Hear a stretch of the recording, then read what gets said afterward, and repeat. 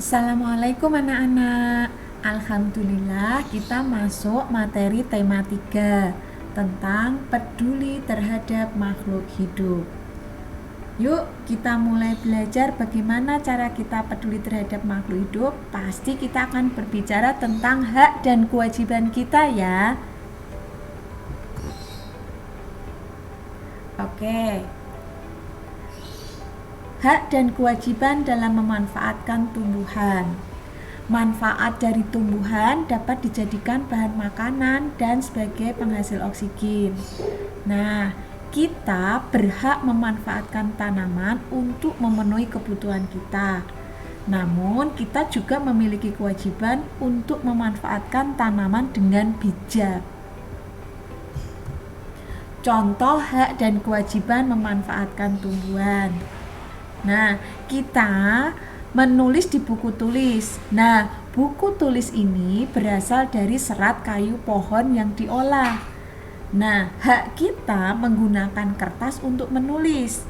Tapi kita mempunyai kewajiban, yaitu menghemat kertas agar tidak banyak pohon yang ditebang. Nah, sekarang bagaimana pelaksanaan hak dan kewajiban dalam pemanfaatan tumbuhan? Nah, salah satu manfaat menanam tumbuhan adalah membuat udara jadi segar. Kemudian kita akan memperoleh udara segar merupakan hak kita. Kita juga berkewajiban merawat tanaman dengan cara menyirami dan memberi pupuk secara teratur. Setelah kita melakukan kewajiban, barulah kita memperoleh hak mendapatkan udara segar dan lingkungan yang sehat. Kemudian hak dan kewajiban dalam kehidupan sehari-hari. Kita memiliki hak dan kewajiban terhadap lingkungan sekitar. Misalnya, saat menanam dan merawat tumbuhan, kita memiliki kewajiban untuk merawatnya agar tidak layu dan mati. Setelah itu, kita memperoleh hak untuk menikmati buah yang dihasilkan oleh tumbuhan tersebut serta menikmati udara yang sejuk. Nih, kalau kita menanam buah semangka, maka kita mempunyai hak untuk makan buah semangka. Nah, itu ya. Nah, kalau tadi tumbuhan, sekarang kita pada hewan ya. Sikap bijak terhadap hewan. Hewan peliharaan termasuk makhluk hidup. Kita berhak memiliki hewan peliharaan, tetapi kita juga wajib merawatnya.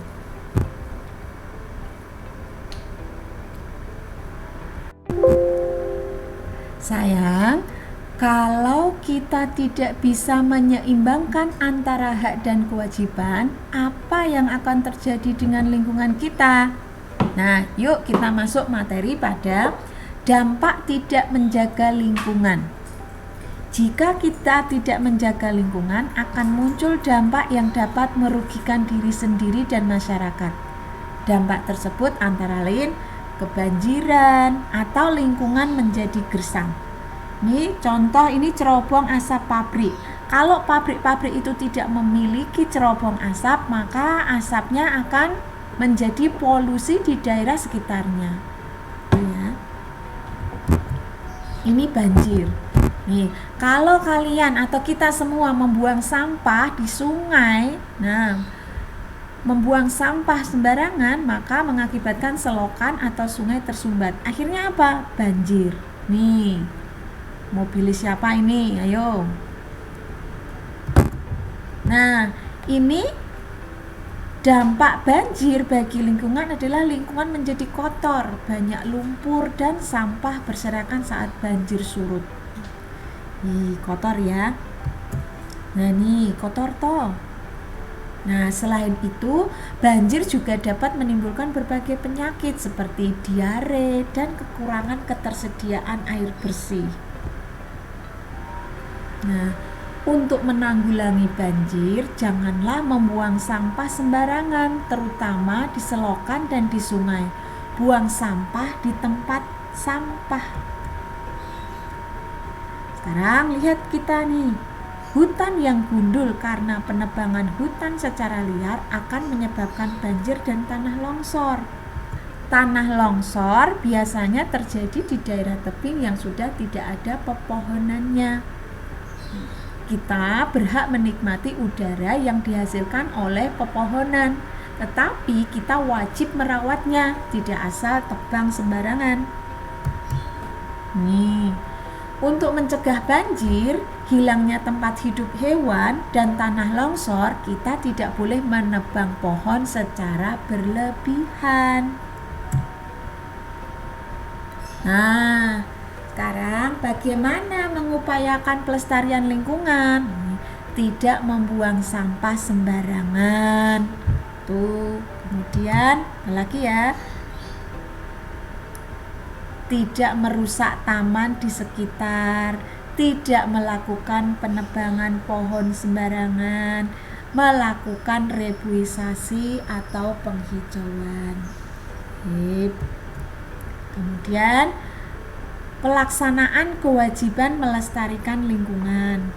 Melaksanakan kerja bakti membersihkan lingkungan merupakan upaya pelestarian lingkungan. Nah, sudah ya anak-anak. Itu tadi materi tentang hak dan kewajiban, bagaimana pelaksanaannya, bagaimana dampak jika kita tidak melakukan hak dan kewajiban secara seimbang, kemudian upaya untuk menanggulangi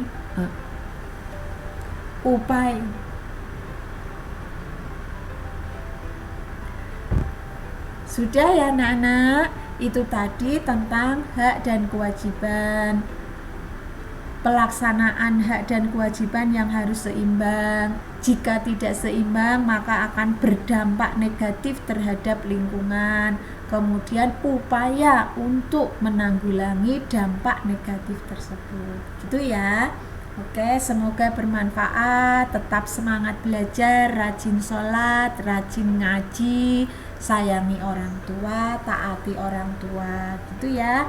Sekian dari Bu Nila. Wassalamualaikum warahmatullahi wabarakatuh.